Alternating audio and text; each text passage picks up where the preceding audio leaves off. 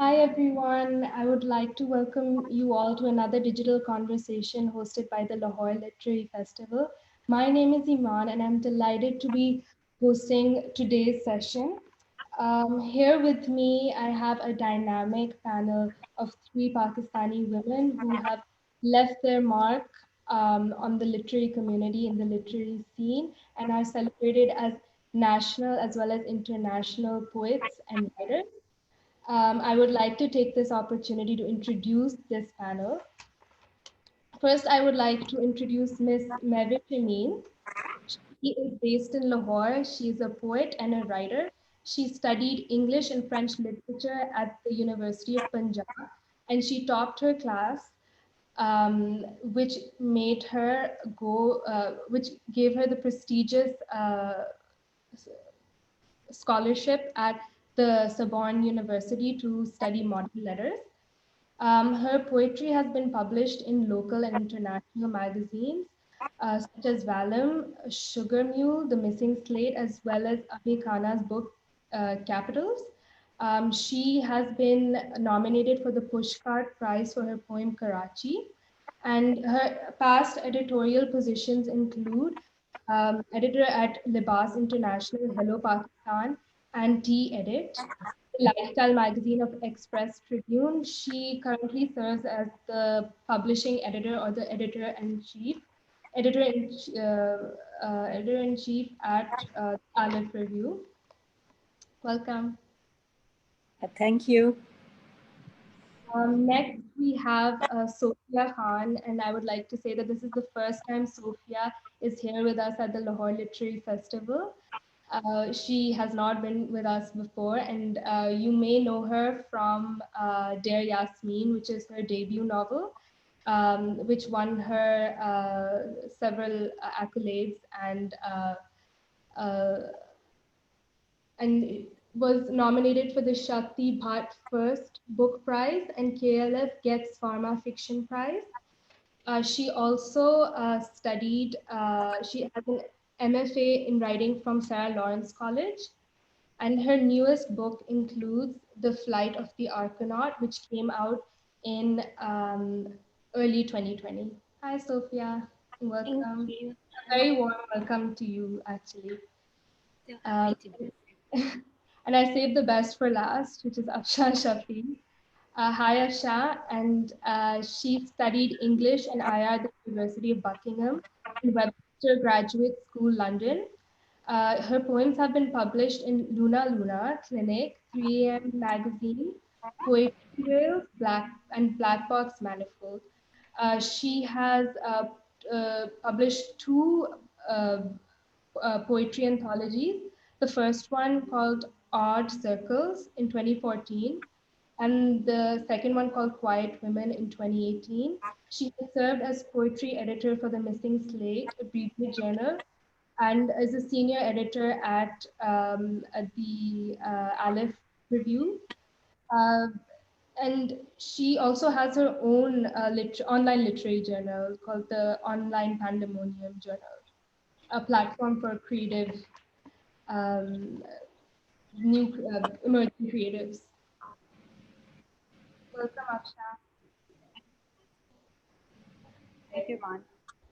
So I would like to begin today's session by explaining how the topic is literary aesthetics, and that includes and why the panel is here. So these three outstanding women have contributed to the literary community in disparate and diverse ways, which is why I kind of want to explore the different influences in their life that sort of that formed their stream of consciousness in their formative years, and how they were inspired to write the way they write and do what they do today.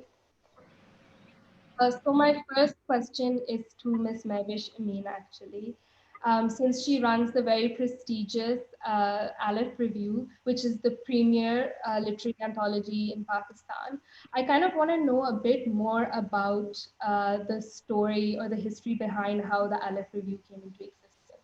Well, as I told you that before this I was formerly editor-in-chief of several magazines, but that was always kind of in the suburbs of my interest. I mean, I was working because I like to work, and I did all these lifestyle magazines.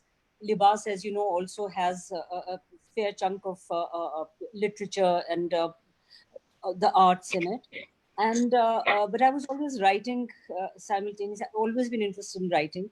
So when I gave that up, I was called by Mr. Athar Tahir, who's a poet, to his CP, this Pakistan Center for International Writing in English.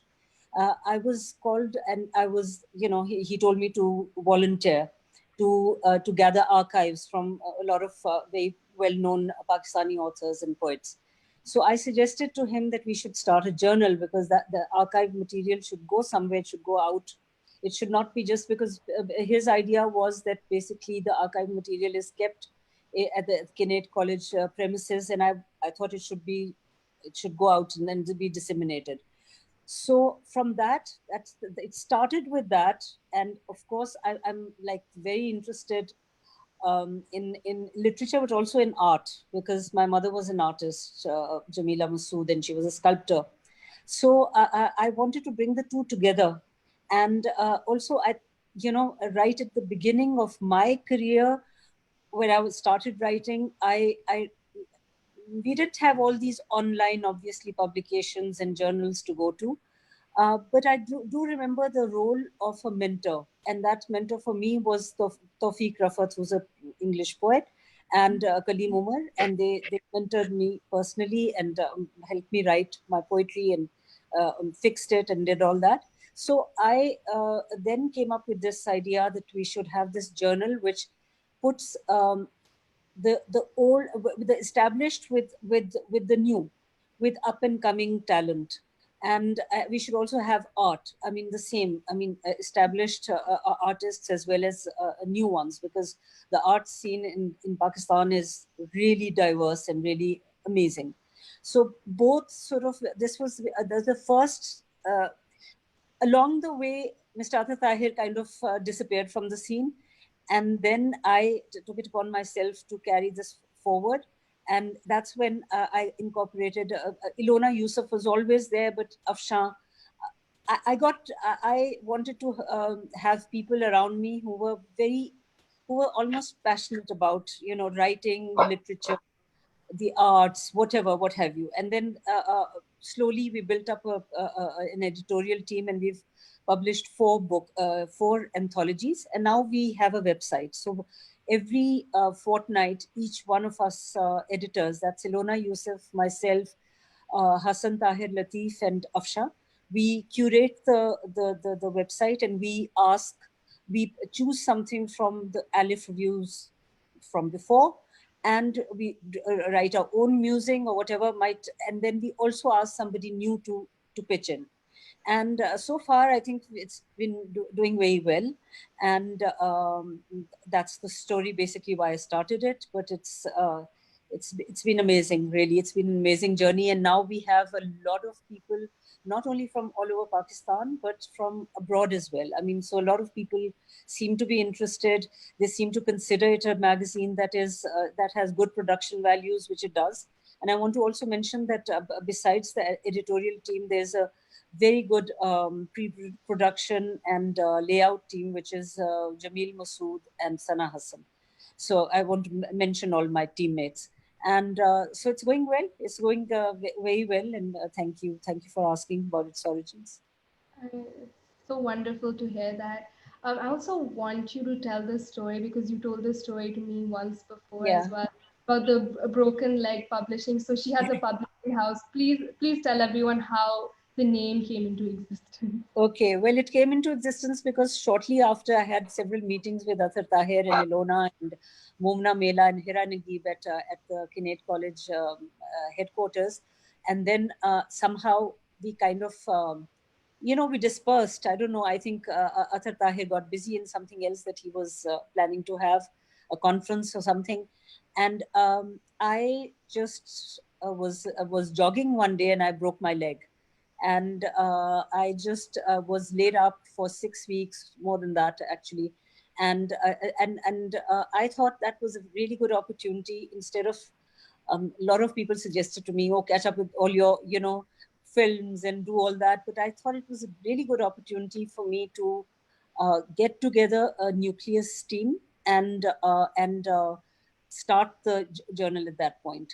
And that's what I did. I got in touch with Afshan. I got in touch with somebody called Mehboob. I mean, he's not no longer there because he's gone abroad.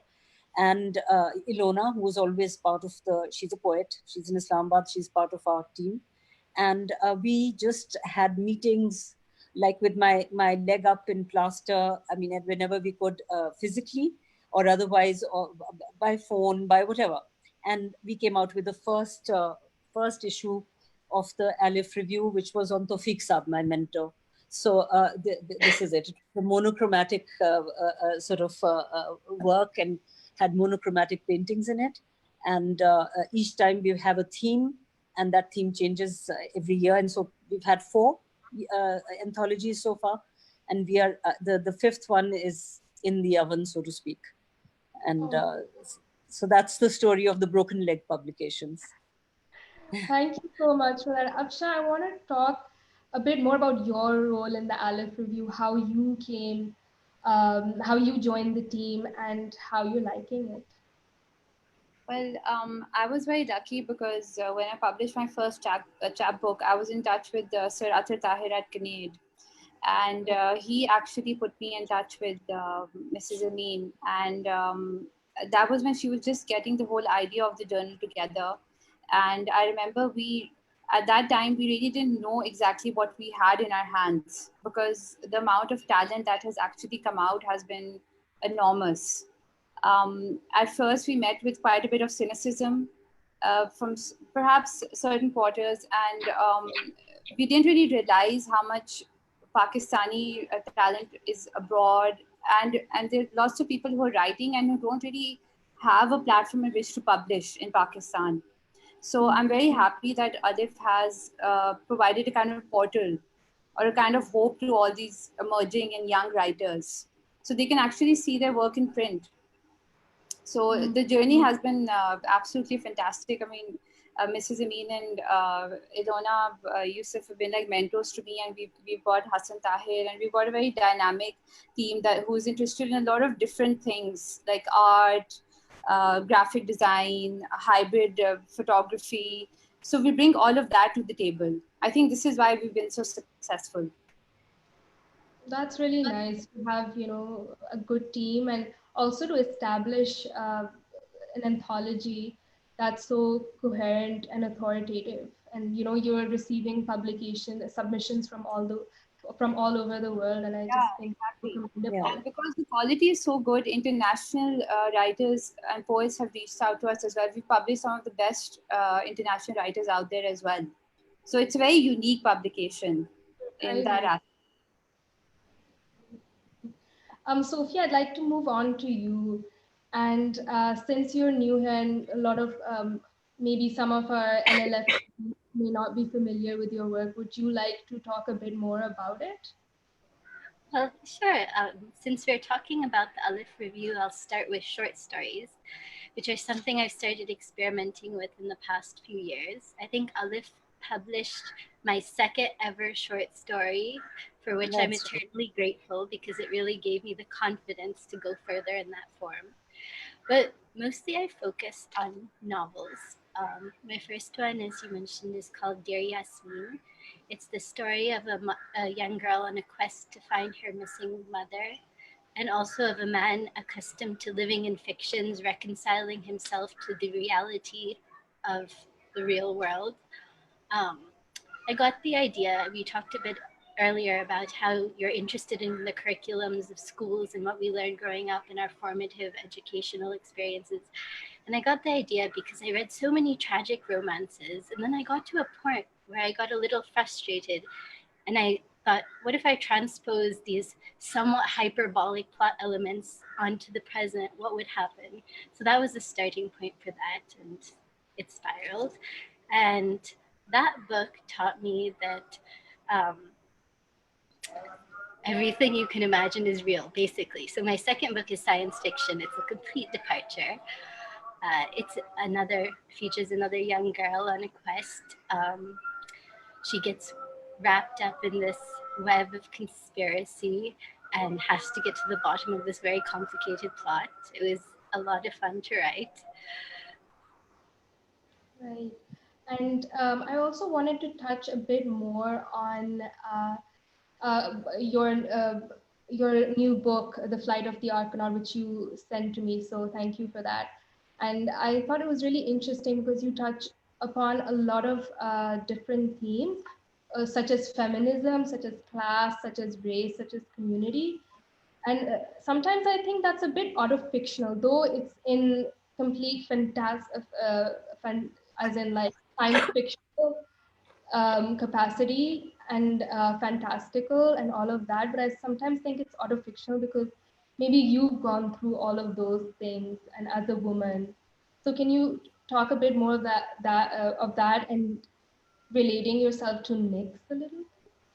Is that how you pronounce her name? Sorry? Nyx? Is that how you Nyx, pronounce yes, Nyx. Well, I think the great thing about science fiction is it's one of the only genres in which you can really talk about complex moral and philosophical issues without boring your audience to death. So it's sort of like a shield where you can discuss contemporary issues, like you mentioned, feminism, classism, that sort of thing. I don't really relate to Nyx, actually. I intentionally wrote Nyx to be a somewhat unlikable female character because I was so tired of these perfect female protagonists who are always sacrificing themselves, and they're so virtuous and they're so good and they always do the right thing. So I kind of wanted to write a real girl who's often in the wrong and does bad things, but is ultimately heroic. She redeems herself. She gets the bad guy, sort of. Yeah, but there's also something likable about her. I feel like it's her sort of defiance, her defiant nature or something like that. That's a bit, that one is drawn to a little bit. Okay, well, I'm glad you like her, but I wanted to make sure she was not too saccharine, not too virtuous, not this female archetype of like feminine self-sacrifice. Okay. I want to come back to the theme of literary journals actually. And Afsha, you run your own online journal, right? Yes. So for emerging creatives, the pandemic. Yes. I've got two very good editors with me on board. One is the poet Fatma Ijaz, and one is the short story writer Talia Mirza. And they have a broad range of interests. Like they're interested in tarot, in mythology, in surrealism, and so this journal is primarily for very kind of young and emerging creatives across the board. So we interview screenwriters, filmmakers, graphic designers, young Instagram photographers, and it also kind of functions more like my mood board. Like the Instagram, it's what I'm interested in at the moment, and it's very visual based. Okay. So the kind of demographic I want to appeal to is very young. So can you talk a bit more about how younger writers or poets or younger or budding as in creative people can get involved, like young people? Can you talk a bit more about that? Well, we have an open rolling submissions policy, and usually I do solicit submissions, but we have anyone can submit to us. So submissions are open throughout the year, and in all the genres, in photography uh, and in poetry. At the moment, we're not really taking much prose. Right. Because I'm a poet, so I wanted to focus more on the shorter form. Okay. And also, I've seen that sometimes when younger poets submit to you, you do have to edit their work a bit. So it does kind of become a kind of like not like a mentorship kind of procedure, but it does become, you have to be very heavily involved. as an editor. Okay. And Yeah. is there any other way, like are there internships or other ways that, that you can mentor people? Or because obviously you're such a great poet yourself, you're so accomplished and all of that. So do you mentor people or anything like that? Well, thank you for saying that. But if someone ever reaches out to me with their stuff, or if they want me to take a look at it or suggest people who they can read, or authors who write similarly to them or have a similar style, I do try to recommend them more reading material, because I think you have to find your journey on your own. Right. And which is the other thing I wanted to come to, which is the accessibility of literature, right? And Yes. I want to put this in the Aleph context as well as the online pandemonium context, and kind of focus on how you've made it into a website as well as the online journal, not the online, sorry, so the paperback. So can you talk a bit more about how the selection process occurs and how you try to include everyone from different classes, races, and from an international sphere as well as nationally? Is that for me? It's for, yeah, for both of you, or everyone can Yeah. pitch in. So the selection process is such that we, after the issue comes out, we immediately go online on Facebook, etc., and we have a meta theme normally, and this time it's the Tree of Life, and we put that on up there, and people start submitting, and you'd be surprised that on the last day of our submission deadline, we got about 100 submissions on that day. I mean, before, well, besides the others that we had before.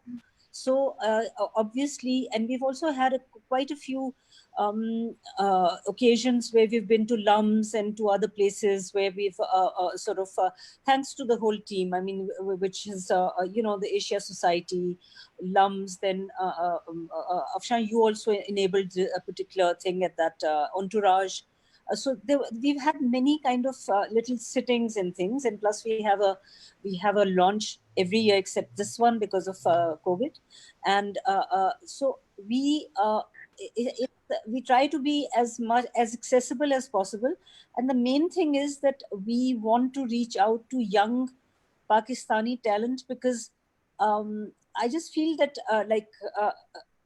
and giving them an opportunity to be published alongside established writers is hugely prestigious for them, because the time we published say Kamila Shamsie, a lot of young people got back and said it was so amazing to be published in the same journal as she was. And that's why we are also very careful about production values.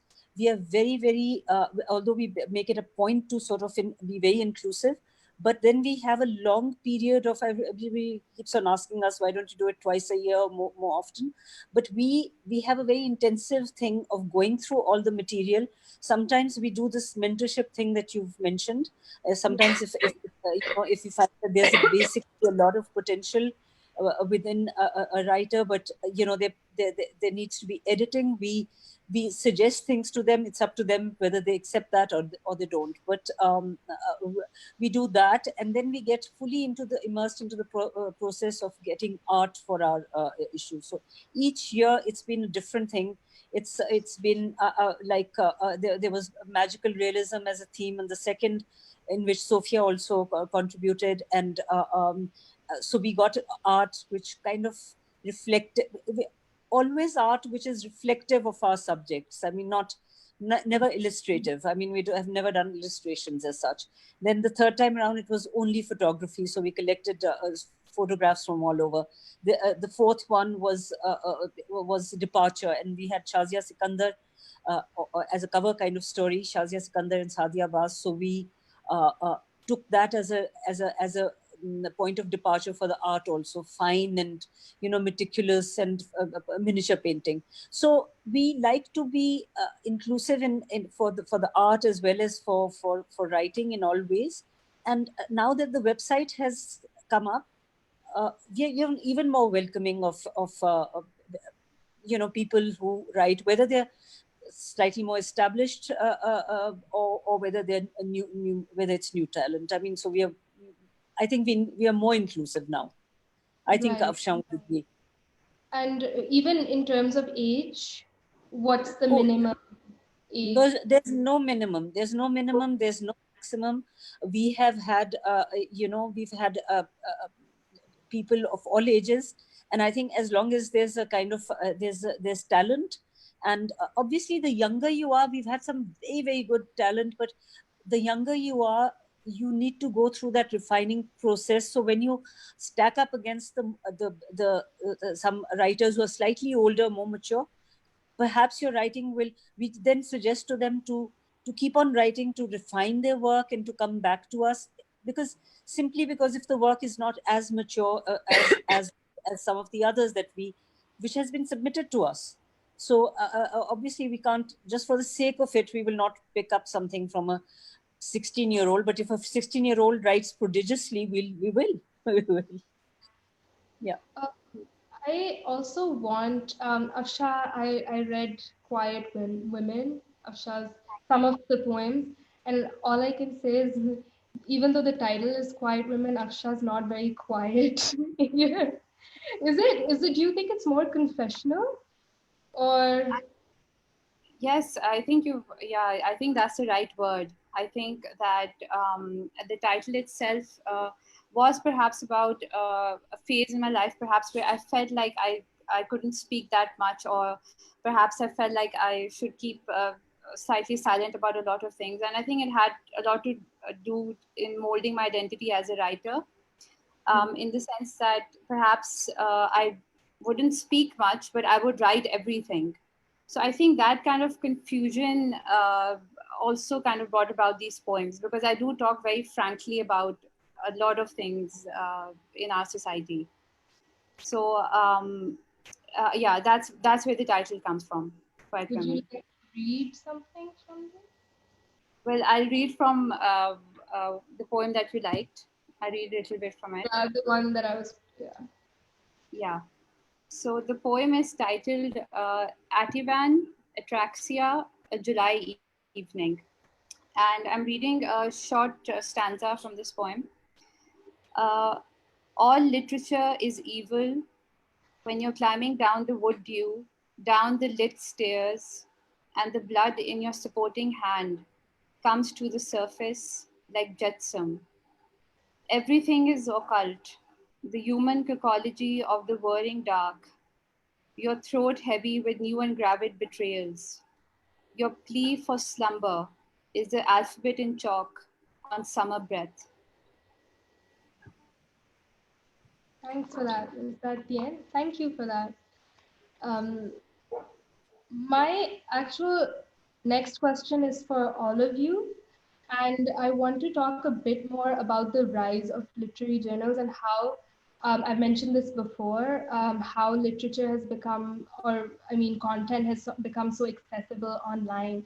I kind of want to take everyone back into memory lane a bit and talk about the curriculum that we were all taught in school. And I don't know if you agree with me, but I think you will. But it was very myopic, as in, we learned, we uh, uh, we studied Shakespeare and P.G. Wodehouse and Thomas Hardy. But what other writers or poets or anyone else would you say were influenced you and embodies your writing? For all of you, why don't you start, Sophia? Oh, there's so many. It's hard to pick one. Um, but in terms of the classics which we read in school, I think that provided a very strong base when it comes to plot and structure and these basic elements. And then when I got to graduate school, we read a lot more eclectic fiction, which turned out not really to be my thing. So I think I'm in between. Like, I read a lot of contemporary fiction, but I also enjoy the classics. And I've also been so pleased to find that you can find so many books online now. So really, whatever you're interested in, you can find it. I was thinking about plotting a course on science fiction, but of course, everything's virtual. And I found everything from Margaret Atwood to China Miéville to N.K. Jemisin. I think you pronounce it. So I think now, more than when we were growing up, you can really explore your interests. You can start off from these foundational texts, and if anything piques your interest even a little bit, you can dive into it, and it's all there. Okay. And Bunny Auntie, what about you?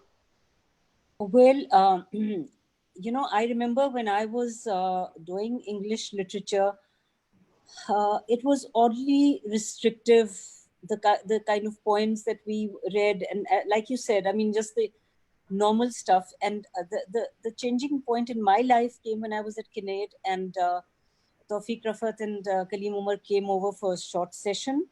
And and they encouraged us to read our poetry, and then took on this mentorship role. And that opened my eyes, because to a lot of contemporary poems also, but also to the thought of, which was a very novel thought at that point, because everything we were studying in college or school was English poetry or whatever, that there is a Pakistani kind of literature. And at that point it was more actually poetry than it was in say novels, or in that field. So I was very, very taken up by people like Tawfiq, by Kaleem Umar, by Maki Qureshi, who's a superlative writer, and she's passed away. She was a Parsi poet in Karachi, and Adrian Hussain, so many others. I mean, so this just opened up a world, a parallel world, in which I think we must explore. I mean, which, like, I mean, Sophia's writing now, so many other people. I mean, and I just feel that as far as syllabi is concerned, these people should also be on our curriculums and on our syllabi. I mean, I really feel we have some really excellent poets, and for them, like Tawfiq's whole point was this Pakistani idiom that we, if you live in a certain part of the world, you kind of see it from a different prism, perhaps, uh, uh, than if you live in another part of the world, or if you're a part of the diaspora, whatever it is. There's obviously the new prism comes in. So I just feel that I don't know what the situation is right now, but I do feel that some of our very good writers, etc., should be on these syllabi. And I know Tawfiq Rafat is, because I'm part of the Tawfiq Rafat Foundation. And just the other day, we got a request from the Philippines asking for a couple of his poems to be put in their syllabi. So that's what my take, point is. As far as writers, like Sophia says, there's so many writers that I don't think we can even. I don't think I can mention one. There's so many, and also I've read modern letters in French, and there's so many French authors and poets that I really love, and love having read in that language. So it's very difficult to pick a favorite as far as I'm concerned.